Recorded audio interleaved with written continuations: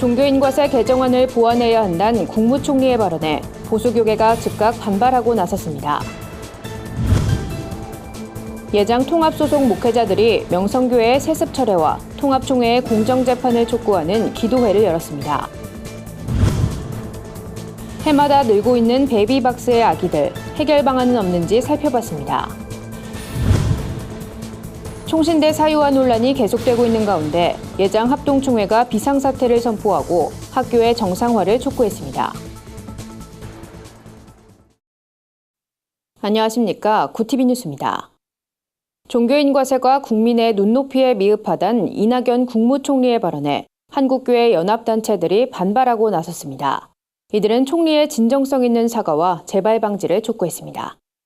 이낙연 국무총리는 지난 12일 기획재정부가 종교계의 의견을 존중하되 국민의 눈높이도 감안하면서 종교인과세를 보완해달라고 밝힌 바 있습니다. 이에 대해 한기총과 한기연, 교단장회의 등 교계 연합단체들은 성명을 발표하고 종교활동비에 대해 정부가 관여하는 것은 헌법상 정교분리의 원칙에 어긋난다며 만일 개정안을 훼손한다면 강력한 조세 저항에 직면할 것이라고 경고했습니다. 이어 지난달 30일 입법 예고된 개정안은 정부와 종교계가 어렵게 도달한 안건이라며 총리의 말 한마디로 이를 원점으로 돌린다면 교계는 정부를 불신할 수밖에 없다고 지적했습니다.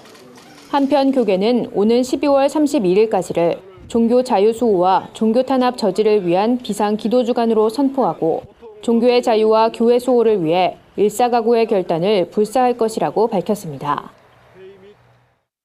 명성교회의 세습 철회와 통합총회의 공정재판을 촉구하는 기도회가 열렸습니다. 이 자리엔 통합 측 목회자들과 교수, 신학생 등 300여 명이 모였습니다. 한진식 기자의 보도입니다. 명성교회가 김하나 목사 청빙을 철회하도록 촉구하는 연합기도회가 열렸습니다. 이날 기도회는 통합 목회자연대를 비롯한 목회자 단체들과 명성교회 세습 반대를 위한 신학생연대, 서울 동남로의 정상화를 위한 비상대책위원회 등이 함께 마련했습니다. 기도회에 참석한 이들은 종교개혁 500주년인 올해가 가기 전에 명성교회가 하나님께로 돌이키게 해달라고 기도했습니다. 설마 명성교회가 세습을 하겠는가 생각했던 우리들은 당혹감과 배신감에 깊은 상처를 입었습니다. 명성교회가 돌이킬 수 있게 하여 주시옵소서. 이날 기도회에선 통합총회가 공정한 재판을 통해 명성교회의 불법 행위를 밝혀야 한다는 주장도 제기됐습니다. 서울 동남로의 정상화를 위한 비상대책위원회가 지난 10월 김하나 목사 청빙안을 놓고 파행을 빚은 서울 동남로의 선거에 대한 무효 소송을 제기했는데 총회 재판국이 이를 공정하게 판단해야 한다는 겁니다. 만몬에 의해서 또는 어떤 정치적인 이유로 어떤 것에도 휘둘리지 않고 정말 하나님을 경외함으로 공정하고 신속하게 이 재판들을 진행해 주도록 우리가 함께 기도하고. 참석자들은 기도회를 마치고 통합총회본부가 있는 한국교회 100주년 기념관 앞까지 촛불을 들고 행진했습니다. 이들은 명성교회가 돌이킬 때까지 함께 기도하면서 다양한 형태로 행동하겠다고 밝혔습니다. 구티비 뉴스 한진식입니다. 버려지는 아기를 보호하려고 만든 베이비박스. 하지만 생명보호인지 영아 유기조장인지 베이비박스를 둘러싼 논란은 수년째 계속되어 왔는데요. 며칠 전 관악구청이 베이비박스 합법화 방안을 추진한다는 소식이 보도되면서 이 문제가 다시금 수면 위로 떠올랐습니다. 관련 내용을 윤인경 기자가 취재했습니다.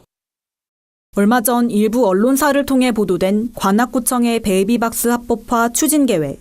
확인 결과 관악구청은 합법화를 추진한 적이 없고 앞으로도 계획이 없다며 해당 논란을 일축했습니다.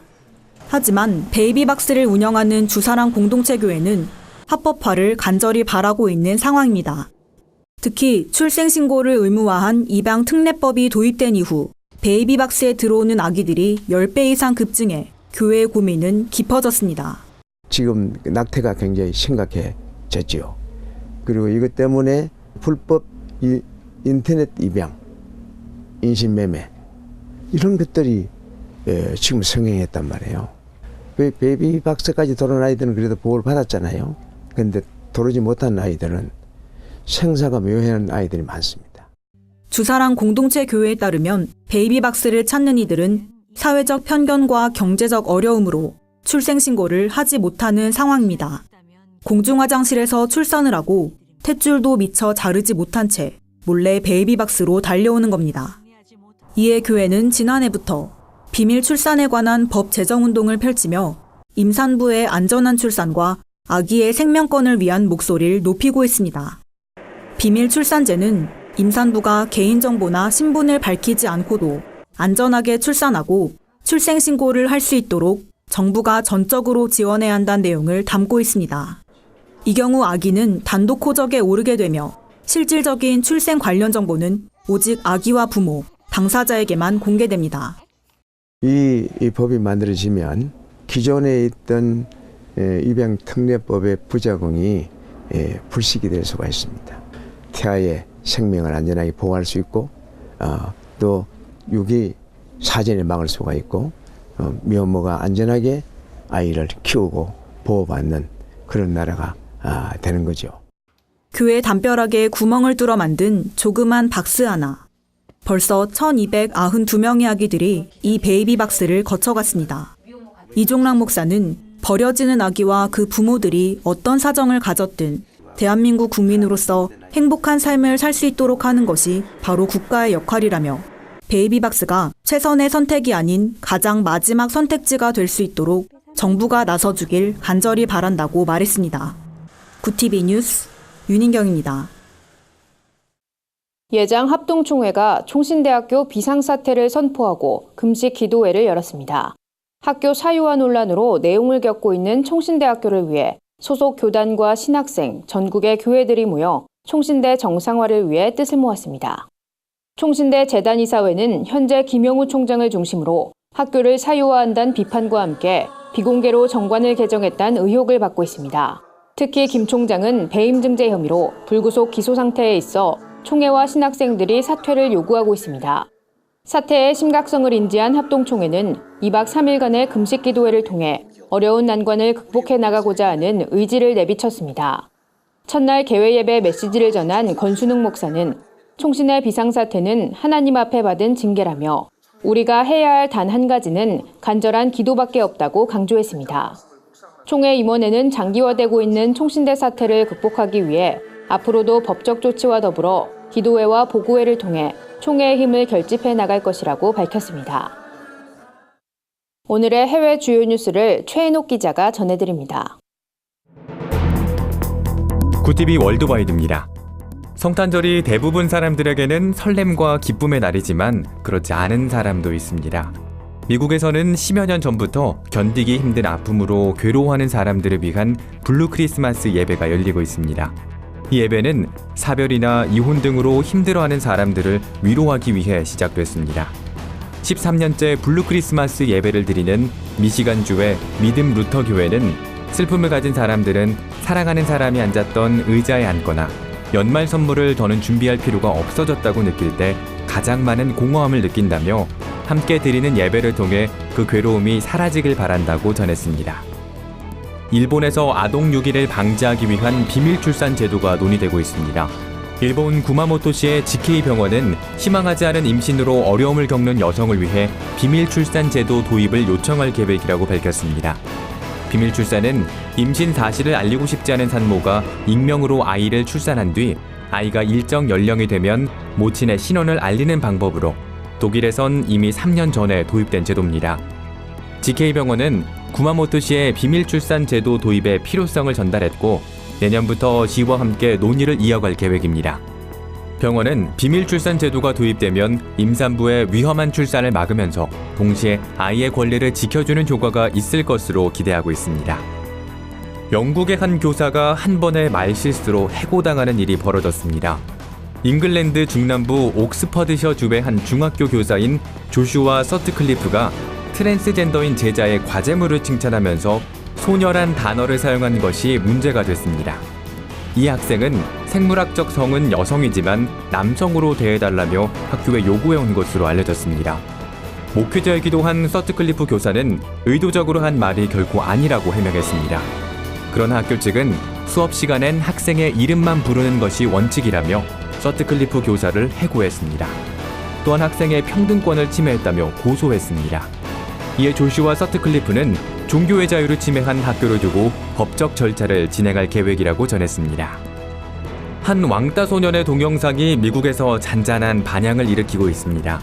중학교 6학년인 키튼 존스가 학교에서 왕따를 당해 생활이 힘들다고 고백한 영상인데요. 키튼의 사연은 SNS에서 조회수 1,800만 건을 기록하며 미국 전역을 강타했습니다. 특히 영상을 접한 저스틴 비버, 스눕독 등 할리우드 스타들은 키튼을 돕기 위해 응원의 메시지를 남기기도 했습니다. 캡틴 아메리카의 주인공인 크리스 에반스는 내년에 열릴 어벤져스 프리미어 행사에 키튼을 초대하기도 했습니다.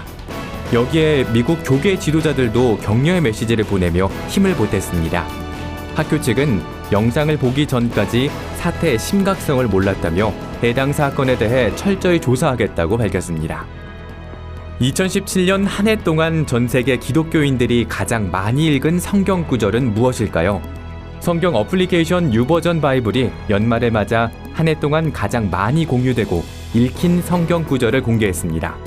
유버전 바이블에 따르면 강하고 담대하란 내용이 담긴 여호수아 1장 9절 말씀이 전 세계 기독교인들이 가장 많이 읽은 구절로 꼽혔습니다. 국가별 순위도 발표됐습니다. 우리나라 기독교인은 잠언 16장 9절 말씀을, 미국 기독교인은 로마서 8장 28절 말씀을 가장 많이 읽은 것으로 나타났습니다.